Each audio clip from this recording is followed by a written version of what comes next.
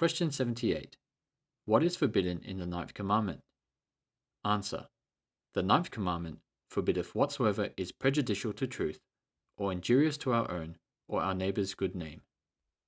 The Bible verses referenced for this answer are Leviticus chapter 19, verse 16. Thou shalt not go up and down as a talebearer among thy people, neither shalt thou stand against the blood of thy neighbour. I am the Lord. Psalm 15, verse 3. He that backbiteth not with his tongue, nor doeth evil to his neighbour, nor taketh up a reproach against his neighbour. Proverbs chapter 6, verses 16 to 19.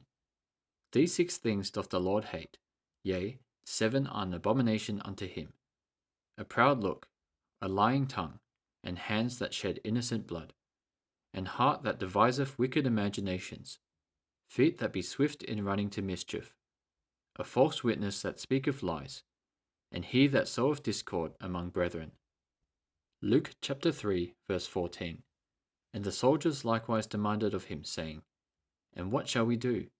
And he said unto them, Do violence to no man, neither accuse any falsely, and be content with your wages.